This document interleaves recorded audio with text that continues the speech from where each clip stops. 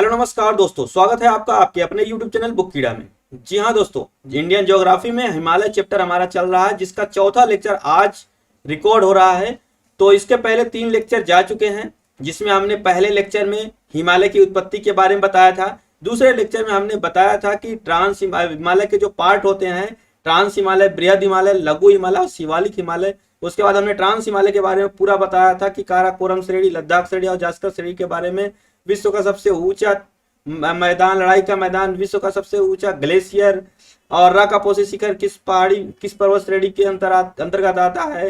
हिमालय श्रेणी से पहले उत्पन्न हुआ ट्रांस हिमालय, उसके बाद हिमालय श्रेणी का है। विश्व के 10 सबसे ऊंची चोटियां हिमालय श्रेणी के बृहद हिमालय पर स्थित है।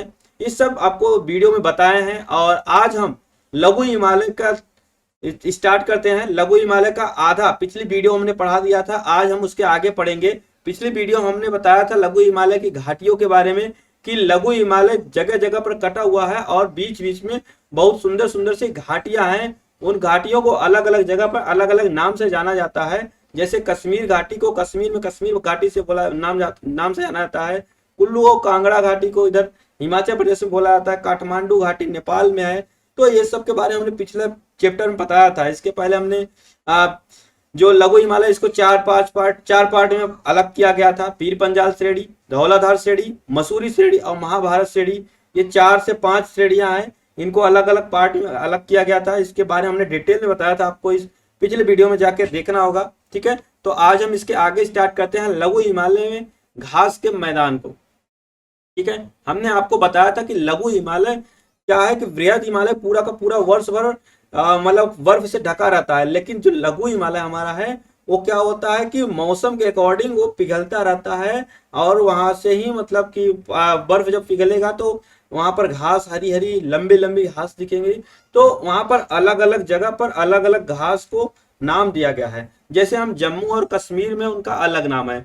जम्मू और कश्मीर में उन्हें मर्ग बोला जाता है। पूछा जाता है कि जम्मू कश्मीर में घास के मैदान को क्या बोला जाता है, तो मर्ग बोला जाता है। ये सिंपल सा है। अब मर्ग के नाम से ही कई तो जगह भी हैं, जैसे गुलमर्ग हो गया, सोनमर्ग हो गया, बहुत सारे मर्ग हैं। तो ये घास को देखते हुए वहां के जगह को नाम दिया गया है। ठीक है, तो ऐसे ही हमने उत्तराखंड में जानते हैं कि उत्तराखंड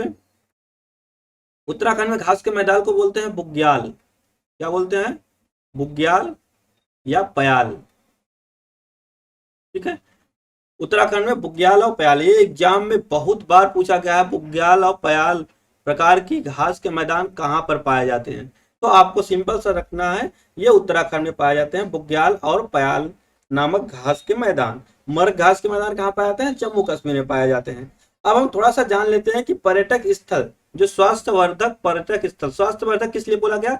क्योंकि ये पूरा का पूरा हिमालयी क्षेत्र में यहाँ पर बहुत बढ़िया बढ़िया पहाड़ियां हैं, बहुत बड़े बड़े पेड़ पौधे होते हैं और बढ़िया घास के मैदान। मतलब आप इसको बोल सकते हैं कि यहाँ पर जाने के बाद आप एक बार अगर थोड़ा सा फीवर वगैरह भी है तो आप नॉर्मल ठीक हो जाएंगे।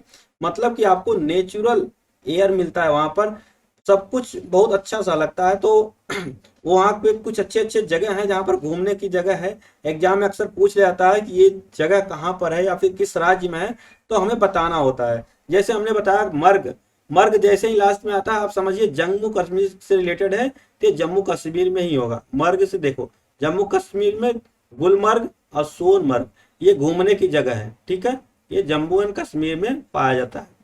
ठीक है, ये जगह है। ठीक है, मर्ग क्या है? घास का मैदान है, उसके आगे गुल लगा दिए, गुलमर्ग एक जगह का नाम रख दिए। ठीक है, और इसके आगे क्या है? शिमला, मनाली, डलहौजी। सब लोग बोलते हैं ना मनाली घूमने चलते हैं, शिमला घूमने चलते हैं, डलहौजी, ये सभी का सभी आपको हिमाचल प्रदेश में देखने को मिल जाएगा। ठीक है, हिमाचल प्रदेश में पूछेगा मनाली कहाँ पे है?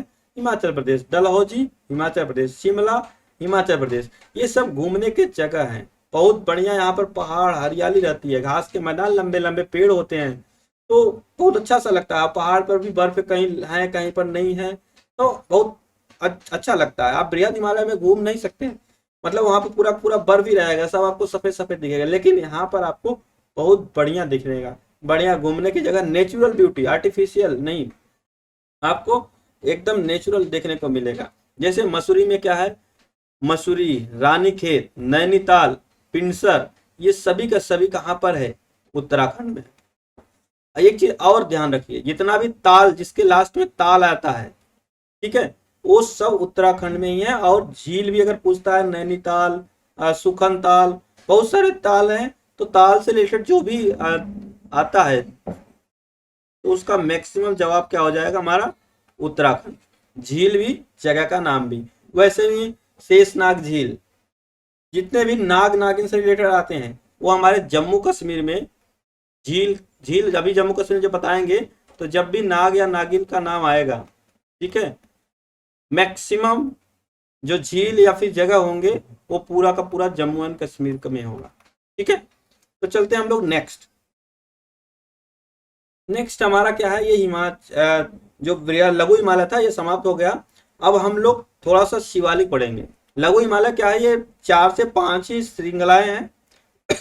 ये पूरब में देखिए एकदम पूरा का पूरा सट गया है बृहद हिमालय में, इसका कोई अस्तित्व नहीं है। तो वैसे ही अब हम लोग पढ़ेंगे शिवालिक हिमालय। शिवालिक हिमालय पश्चिम में नॉर्मल सा है, तो इसका कुछ खास अस्तित्व है नहीं, क्योंकि एकदम नॉर्मल पहाड़ियों से रिलेटेड है, तो इसमें ज्यादा एग्जाम पूछा नहीं जाता है। बस सिंपल पूछा जाता है लघु हिमालय एवं शिवालिक हिमालय के मध्य घाटियों को उत्तराखंड में दून एवं द्वार के नाम से जाना जाता है। हमने बताया था कि जो ट्रांस हिमालय है और बृहद हिमालय दोनों अलग होते हैं। जो बीच का जगह होता है उसे सचर जोन बोलते हैं, ठीक है। और जो बृहद हिमालय था वहां से लघु हिमालय के बीच में जो घाटियां थी वो हमने बता दिया। अब क्या है कि लघु हिमालय और शिवालिक हिमालय के बीच के जगह या फिर जगह को, घाटियों को दून या द्वार बोला जाता है। ये उत्तराखंड में ये एक ही क्वेश्चन ये पूछता है कि दून या द्वार घाटियां कहाँ पाई जाती हैं, तो ये उत्तराखंड में पाई जाती हैं। किस श्रेणी के अंतर्गत आती हैं? ये लघु हिमालय और शिवालिक हिमालय श्रेणी के अंतर्गत आती हैं, ठीक है। जैसे देहरादून, हरिद्वार, देखो दून या द्वार के नाम से जगह भी है। उत्तराखंड की राजधानी भी देहरादून है। हरिद्वार में गंगा नदी पहली बार मैदानी क्षेत्र में आती है, ठीक है। जब गंगा नदी बताएंगे आपको उसके बाद आपको अच्छे से समझ में आने वाला है। अब आप ध्यान से मैप के थ्रू देख सकते हैं कि इधर ये जो नीले कलर से दर्शाया गया है यही हमारा शिवालिक श्रेणी है। तो इधर सब जगह शिवालिक श्रेणी है, लेकिन यहां से देखेंगे अरुणाचल प्रदेश में 1 2 3 4 अलग अलग श्रेणियां कटी हुई हैं, ठीक है। तो ये अलग अलग पर्वतों के नाम से जाने जाते हैं अरुणाचल प्रदेश में। जैसे डफला, मिरी, अबोर, मिसमी, ये अरुणाचल प्रदेश में 4 प्रमुख पहाड़ियां हैं। ये वेस्ट से ईस्ट हैं। आप इसको बोल सकते हैं ये वेस्ट से ईस्ट में है, ठीक है। आप अगर कभी कभी श्रृंखला में बोलता है कौन वेस्ट में कौन सा वेस्ट में, डफला, मिरी, अबोर, मिसमी, ये 4 के चारों पहाड़ियां जो हैं, इन पहाड़ियों के नाम पर यहाँ के लोगों को जनजाति, यहाँ के जो जनजाति हैं उनके नाम पर ही पड़ा है। तो मतलब हम बोल सकते हैं कि अरुणाचल प्रदेश से रिलेटेड 4 जनजातियां हमें याद हो गई, डफला, मिरी, अबोर, मिसमी। ये 4 जनजातियां कहाँ पाई जाती हैं? अरुणाचल प्रदेश में। कहाँ पाई जाती हैं? अरुणाचल प्रदेश में। हमने अरुणाचल प्रदेश लिख दिया, ठीक है। 1 नंबर, 2 नंबर, 3 नंबर, 4 नंबर, ठीक है। ये डफला, मिरी, अबोर, मिसमी हो गया। अब देखो शिवालिक हिमालय को वाह हिमालय भी कहा जाता है। शिवालिक हिमालय को वाह हिमालय, आप देखेंगे इसके ऊपर पूरा का पूरा पहाड़ लेयर पे लेयर लगा हुआ है, लेकिन आप शिवालिक के बाद इधर पहाड़ आप नहीं पाएंगे।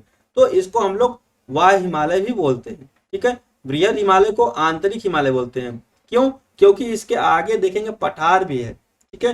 तो ये जो बृहद हिमालय है तो बीच में पड़ जाता है, इसे आंतरिक हिमालय बोलते हैं। और शिवालिक हिमालय को बाह्य हिमालय बोलते हैं, ठीक है। अब एक चीज और, अरुणाचल प्रदेश में यहाँ पर आपने देखा होगा नामचा बरवा, कहाँ है, क्या है? नामचा बरवा पर्वत श्रेणी है। इसे कई लोग तिब्बत में बोलते हैं या फिर चीन में बोलते हैं, कई लोग अरुणाचल प्रदेश में बोलते हैं। लेकिन एग्जाम में ये पूछता है कि नामचा बरवा पर्वत श्रेणी किस पर्वत श्रृंखला का भाग है? शिवालिक हिमालय का, लघु हिमालय का, बृहद हिमालय का? तो सब लोग यही सोचते हैं कि शिवालिक में होगा, लेकिन नहीं, ये क्या है हमारा बृहद हिमालय में है। और बाकी के जो 4 पहाड़ियां हमने बता दिया, डफला, मिरी, अबोर, मिसमी, ये 4 के चारों श्रेणियां शिवालिक श्रेणी के अंतर्गत आती हैं और ये चारों के चारों जनजातियां भी हैं। डफला, मिरी, अबोर, मिसमी, डफला, मिरी, अबोर, मिसमी, डफला, मिरी, अबोर, मिसमी। ऐसे ही आप 4-5 बार 6 बार बोलते हैं, आपको ये जुबान पे याद हो जाएगा। डफला, मिरी, अबोर, मिसमी, डफला, अब मिरी, अबोर, मिसमी। देखो मैं भी बोल ले रहा हूँ, कोई दिक्कत नहीं है, ये सिंपल सा 4 पहाड़ियां हैं। ठीक है, चलते हैं नेक्स्ट। नेक्स्ट हम पढ़ेंगे गार्ज के बारे में। गार्ज क्या होता है? भारत में 2 गार्ज हैं। भारत में कितने हैं? भारत में गार्ज की बात किया जाए तो 2 हैं। पहला कौन है? सिंधु गार्ज, सिंधु गार्ज। दूसरा क्या है हमारा? दिहंग गार्ज, दिहंग गार्ज, या फिर इसे ब्रह्मपुत्र गार्ज भी कहते हैं, ब्रह्मपुत्र गार्ज भी कहते हैं। ठीक है, अब हम गार्ज होता क्या है? गार्ज को इंग्लिश में कैनियन भी बोलते हैं। ठीक है, गार्ज क्या होता है? कोई भी नदियां जो पहाड़ों से निकलती हैं वो आई आकार की घाटी बनाती है, मतलब ऊपर से पहाड़ों पर गिरती हैं और मिट्टी काटते काटते काटते 2 पहाड़ों के बीच में, 2 पहाड़ों के बीच में मान लीजिए ये नदी आई। ठीक है, ये नदी आई। ठीक है, अब इतने ऊपर से पहाड़ गिर रही है, ये धीरे धीरे धीरे धीरे धीरे क्या करेगी? गहरा करता जाएगी, गहरा करता जाएगा और एक ऐसा समय आएगा, एक ऐसा समय आएगा, ये समुद्र तल इसको बोल सकते हैं हम लोग। क्या बोलेंगे इसको? समुद्र तल। जब तक ये समुद्र तल नहीं पाएंगे तब तक ये नदियां गहराई करती जाती हैं, करती जाती हैं, और जब समुद्र तल इन्हें मिल जाएगा, यहाँ पर मान लीजिए समुद्र तल मिल गया, तो बस इतने पे रुक जाती हैं।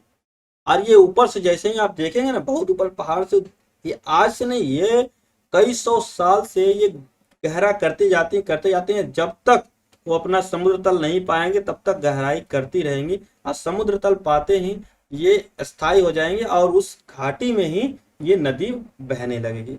ऐसा आपको इधर उत्तर प्रदेश वगैरह में नहीं दिखेगा, क्योंकि यहाँ पर पर्वत पहाड़ उतना है नहीं, पहाड़ी एरिया में ही गार्ज देखने को मिलते हैं। ठीक है, तो ये क्या है? हम इसे गार्ज बोलते हैं, इसे आई आकार की घाटी ही बोलते हैं, आई आकार की घाटी, घाटी। ठीक है, भारत में 2 घाटियां हैं, 2 गार्ज हैं बोल सकते हैं हम लोग।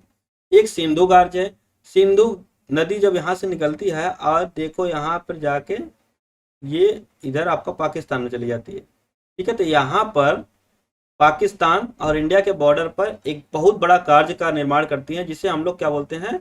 सिंधु गार्ज बोलते हैं।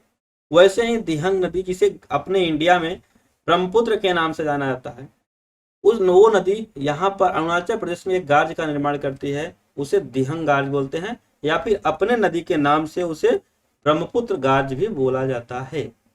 मैक्सिमम दिहंग गार्ज बोला जाता है, क्योंकि चाइना में इसे दिहंग नदी बोला जाता है। ठीक है, सिंपल सा गार्ज क्या होता है? गार्ज आई आकार की घाटी होती है जो पहाड़ों से निकलकर समुद्र तल तक, गहराई तक जाती हैं। जब तक वो अपना समुद्र तल नहीं पाती हैं तब तक वो गहराई करते रहती हैं, और ये आई आकार की घाटियां बनाती हैं, और ये बहुत बड़े जल को यहाँ पर मतलब कि ऊपर से गिराती हैं, जिससे काफी गहरा होता जाता है। ये 1 दिन 2 दिन में नहीं होता है, ये 100 200 400 साल 500 साल में ये होता है। सिंपल सा पूछा जाता है सिंधु गार्ज कहाँ पर है? सिंधु गार्ज बोलेगा इंडिया और पाकिस्तान के बॉर्डर पे, या फिर और कहीं पर पूछ लेगा तो आपका ऑप्शन होगा इंडिया और पाकिस्तान के बॉर्डर पे होता है। वैसे ही बोलेगा दिहंग गार्ज कहाँ पे है, तो इंडिया में है या फिर चाइना के बॉर्डर पे है। सिंपल सा क्वेश्चन पूछता है। ये घाटी किस प्रकार की किस आकार की होती है? आई आकार की होती है। ये घाटी कब तक गहराई करते रहते हैं? जब तक अपने समुद्र तल को नहीं पा जाती है। बस गार्ज से यही क्वेश्चन पूछेगा। भारत में कितने गार्ज हैं? 2 गार्ज हैं, बहुत बड़े बड़े, सिंधु गार्ज और दिहंग गार्ज। सिंधु गार्ज सिंधु नदी बनाती है, दिहंग गार्ज दिहंग नदी या फिर ब्रह्मपुत्र नदी बनाती है। सिंपल सा क्वेश्चन है। ठीक है, चलते हैं नेक्स्ट। अब हमने पढ़ लिया हिमालय के बारे में। अब एक सिडनी बुराड नाम के साइंटिस्ट थे, इन्होंने हिमालय को बांट दिया, नदियों के आधार पर बांट दिया। सिडनी बुराड एक साइंटिस्ट थे, उन्होंने हिमालय को अभी तक तो हिमालय कैसे बटा था, ट्रांस हिमालय, बृहद हिमालय, लघु हिमालय और Shivalik Himalaya. North to north to east, east north to south बटा हुआ था। अब क्या बटेगा, नदियों के आधार पर, मतलब वेस्ट टू ईस्ट बटेगा। ठीक है। अब इन्होंने सबसे पहले, इन्हें सिडनी ब्राड ने 4 भागों में बांटा पूरे हिमालय को।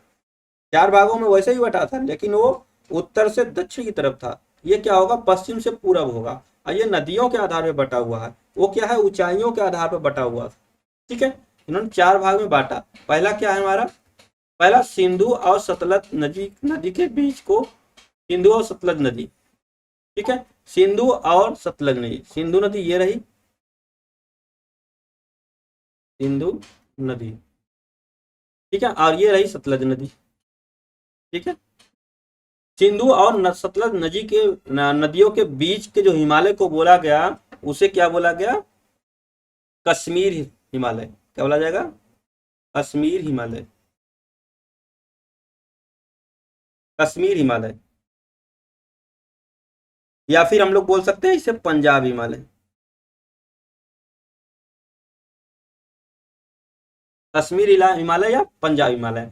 पूछा जाता है कश्मीर हिमालय या फिर पंजाब हिमालय किन दो नदियों के बीच होता है, सिंधु नदी और सतलज नदी। अब सिंधु नदी का उद्गम कैसे हुआ, सतलज नदी का कैसे उद्गम हुआ, ये नदी वाले चैप्टर में बताएंगे। जैसे ही अब ये हिमालय खत्म होगा तो उत्तर भारत के साउथ, जो दक्षिण भारत की नदियों, पहाड़ के बारे में बताया, उसके बाद नदियां शुरू करेंगे। ठीक है, तो कश्मीर हिमालय या पंजाब हिमालय के बीच कि किस किस नदियों के बीच में पाए जाते हैं, ये सिंधु नदी और सतलज नदी के बीच में पाए जाते हैं। ठीक है, दूसरा हमारा है सतलज नदी और काली नदी। अब ये सतलज नदी तक हो गया, अब ये काली नदी है। ठीक है, ये काली नदी है, काली नदी है। अब काली नदी और ये सतलज नदी है। सतलज नदी के उत्तर साइड में सिंधु नदी है, तो सतलज और सिंधु के बीच में क्या था, कश्मीर हिमालय था। अब सतलज और काली नदी के बीच में हिमालय होगा, उसे क्या बोलेंगे, कुमायूं हिमालय, कुमायूं हिमालय। कभी कभी क्वेश्चन ऐसे ही पूछ लेता है, सतलज और काली नदी के बीच के जगह को पूछ लिया था, पूछा जाता है ये किस हिमालय के अंतर्गत आएगी, कश्मीर हिमालय, कुमायूं हिमालय। तो आपको ऐसे देखना ही पड़ेगा स्टेट वाइज कि पंजाब और हिमाचल प्रदेश और जम्मू कश्मीर के एरिया में जो भी आते हैं उसे कश्मीर हिमालय या पंजाब हिमालय बोला जाता है। और उसके साउथ में आप यूपी साइड में चले आएंगे नेपाल के बॉर्डर तक, उत्तराखंड को लेकर पूरा, तो इसको क्या बोला जाता है, कुमायूं हिमालय बोला जाता है। क्या बोला जाता है, कुमायूं हिमालय। मतलब सतलज और काली नदी के बीच के हिमालय को क्या बोला जाता है, कुमायूं हिमालय, कुमायूं हिमालय। हो गया। ठीक है, अब काली नदी यहाँ है, काली नदी से तीस्ता नदी, तीस्ता नदी ये हमारे सिक्किम से निकलती है, ये तीस्ता नदी है। ठीक है, तीस्ता नदी, ये नदी है। अब हम इस पार्ट को, मतलब ये काली नदी, ठीक है, और ये तीस्ता नदी, इसके बीच के हिमालय को हम लोग क्या बोलेंगे, नेपाल हिमालय। क्या बोलेंगे, नेपाल हिमालय। काली और तीस्ता नदियों के बीच के हिमालय को क्या बोलेंगे, नेपाल हिमालय बोलेंगे। अब ये नेपाल से जो काली नदी है, और फिर इधर दिहंग नदी, काली नदी और तीस्ता नदी, सॉरी तीस्ता नदी और दिहंग नदी के बीच में कौन सा हिमालय है, बताओ। ये असम हिमालय से बोलते हैं, क्योंकि इसमें असम का एरिया कुछ ज्यादा आ जाता है। ठीक है, तो असम हिमालय से बोलेंगे, असम हिमालय। आज समझ में, सिंधु नदी और सतलज नदी के बीच के हिमालय को क्या बोलते हैं, कश्मीर हिमालय या पंजाब हिमालय। सतलज और काली नदी के बीच के हिमालय को क्या बोलते हैं, कुमायूं हिमालय। काली और तीस्ता नदी के बीच में क्या बोलते हैं उसे, नेपाल हिमालय। तीस्ता और दिहंग नदी के बीच के हिमालय को क्या बोलते हैं, असम हिमालय। ये हमारा सिंपल सा है, इसे हमें ध्यान में रखना है। नेक्स्ट हमारा है, थोड़ा सा हम लोग पूर्वी पहाड़ी के बारे में जानेंगे। ठीक है, पूर्वी पहाड़ी का मतलब ये हिमालय का ही भाग है, तो इस दक्षिण में घूम गया है। तो हमें मालूम है कि म्यांमार में हिमालय को क्या बोलते हैं, हमने आपको बताया था। क्या बताया था, आप लोग इसे कमेंट बॉक्स में बताएं। ठीक है, अब हम जानते हैं इधर अरुणाचल प्रदेश। अरुणाचल प्रदेश हमने आपको बता दिया, डफला, मिरी, अबोर, पिसमी। क्या बोला हमने, डफला, मिरी, अबोर, पिसमी। ठीक है, ये 4 जनजातियां भी हैं और 4 ये वहाँ की पहाड़ियाँ भी हैं, ये सिंपल सा है। ठीक है, और हम लोग अब नागालैंड में जाते हैं। नागालैंड में नागा पहाड़ी, क्या है, नागा पहाड़ी। नागालैंड ये रहा, ठीक है, यहाँ पे नागा पहाड़ी है। और उसके बाद क्या है, मणिपुर। मणिपुर में मणिपुर भी पहाड़ी है, मणिपुरी पहाड़ी है। ठीक है, उसके बाद मिजोरम है। मिजोरम में हमारा मिजो पहाड़ी है। और असम में हमारे कई पहाड़ी हैं, ये अभी आप डिटेल में बताएंगे। ठीक है, तो हम थोड़ा सा, मणिपुर में एक और पहाड़ी है, क्या है, लैमा टोल। लैमा टोल पहाड़ी। ठीक है, दूसरा क्या है, मणिपुरी पहाड़ी है। मिजोरम में हमने बता ही दिया आपको, मिजो पहाड़ी है। ठीक है, और हमने नागालैंड बता दिया, नागा पहाड़ी, डफला मिरी अबोर मिसमी। और यहीं पर हम इसको क्या बोल रहे थे, पटकोई बुम। पटकोई बुम। पटकोई बुम कहाँ है, अरुणाचल प्रदेश में। अरुणाचल प्रदेश में ही हम लोग क्या बोलते हैं उसको, नामचा बरवा पर्वत बोलते हैं उसको, तिब्बत मानते हैं, अभी के लिए उसको साइलेंट पे रखते हैं। पटकोई बुम अरुणाचल प्रदेश में। डपला मिरी अबोर मिसमी, ये कहाँ के हैं, अरुणाचल प्रदेश में है। नागालैंड में नागा पहाड़ी, मणिपुर में लैमा टोल पहाड़ी और मणिपुरी पहाड़ी। ठीक है, मिजोरम में मिजो पहाड़ी है। और असम में दो पहाड़ियां हैं। असम में बराइल की पहाड़ी है। कौन सी पहाड़ी है, असम में बराइल की पहाड़ी है। बराइल की पहाड़ी या असम में है। ठीक है, ये रहा असम। ठीक है, यहाँ पर एक पहाड़ी है, इसे ही हम लोग बोलते हैं बराइल की पहाड़ी। बराइल की पहाड़ी। मेघालय में हमारे तीन पहाड़ियां हैं। मेघालय में हमारे तीन पहाड़ियां हैं। कौन कौन से, ये मेघालय रहा, एक, दो, तीन। कौन कौन से हैं, गारो, खासी, जयंतिया। ये तीनों पहाड़ियां कहाँ पे हैं, असम में हैं। गारो क्या है, सबसे वेस्ट वाला है। और जयंतिया क्या है, ये एकदम ईस्ट वाला है। मतलब हम वेस्ट टू ईस्ट बताए हैं। खासी पर ही मेघालय की राजधानी शिलोंग है, खासी पहाड़ी पर ही। ठीक है, खासी पहाड़ी पर, खासी पहाड़ी पर ही चेरापूंजी। चेरापूंजी, चेरापूंजी के बारे में आपको बताएंगे जब आपको वर्षा पढ़ाने लगेंगे। ठीक है, चेरापूंजी ही खासी पहाड़ी पर है। गारो, खासी, जयंतिया। लेकिन आपकी सबसे बड़ी जानकारी के लिए बता दें, ये हिमालय का पार्ट नहीं है। आप बोलेंगे हिमालय का ही इधर तो है, लेकिन ये हिमालय का पार्ट नहीं है। क्यों, आपके बता दें कि यहाँ पर जो नागपुर, छोटा नागपुर का पठार है। ठीक है, बताया जाता है कि छोटा नागपुर पठार और ये जो बांग्लादेश वाला एरिया है, ये बांग्लादेश पहले यहाँ पर पूरा का पूरा समुद्र था। छोटा नागपुर का पठार से जो नदियां निकलती थी, पूरा का पूरा यहीं पर जो भी मलबा होता था, बालू गिट्टी पत्थर, इसी समुद्र में गिराती थी। और इधर असम से भी जो भी नदियां आती थी, दिहंग जो ब्रह्मपुत्र नदी है, तो सब इसमें ही मिट्टी गिराती थी। तो धीरे धीरे धीरे धीरे क्या हुआ कि ये दोनों जगह से बांग्लादेश को मिट्टियों से भर दिए। मिट्टियों से भरने के बाद एक एक लैंड एरिया हो गया। इसी गैप को, अभी ये गैप था, ये गैप हो गया पूरा। तो इसीलिए इसे बोला जाता है, यहाँ पर एक राजमहल की पहाड़ी भी है, नागपुर में एक राजमहल की पहाड़ी भी है। ठीक है, तो इधर रहा राजमहल, राजमहल, इधर रहा गारो। तो राजमहल और गारो, तो इसलिए इसको बोला जाता है कि राजमहल गारो गैप। क्या बोला जाता है, राजमहल गारो गैप, या फिर मालदा गैप भी बोला जाता है। मालदा ट्रेन भी यहाँ से चलती है, आप लोग तो सफर करते होंगे तो आपको पता भी होगा। ठीक है, तो राजमहल गारो गैप। तो ये पूछा जाएगा कि गारो, खासी, जयंतिया हिमालय की पहाड़ी हैं या नहीं है, तो हमें क्या बोलना है, नहीं है। ये राजमहल गारो गैप की पहाड़ियां हैं, या फिर छोटा नागपुर की पहाड़ियों से मिलता है, क्योंकि यही यहाँ की जो पत्थर हैं, यहाँ के जो पहाड़ टाइप के हैं, इन्हीं से मिलता जुलता है गारो, खासी, जयंतिया की पहाड़ियां की पठार या फिर पत्थर वगैरह, मिट्टी वगैरह जो है मिलती है। ठीक है, यहाँ पर असम में दो पहाड़ियां और हैं। असम में दो पहाड़ियां और हैं, कौन है? मिकिर और रेंगमा। क्या बोला जाता है इसे? मिकिर और रेंगमा, ये दो पहाड़ियां हैं। हमने असम में एक और पहाड़ी बताई थी, बराइल की पहाड़ी। बराइल की पहाड़ी असम के हिमालय, जो हिमालय श्रेणी का भाग है, मतलब हम बोल सकते हैं बराइल पहाड़ी जो है वो असम के हिमालय से है, क्योंकि ये देखिए आपको पूर्वी हिमालय में, ये असम का ईस्ट पार्ट में बराइल है, और ये गारो खासी जयंतिया के जस्ट उत्तर साइड में ये मिकिर और रेंगमा दो पहाड़ियां हैं।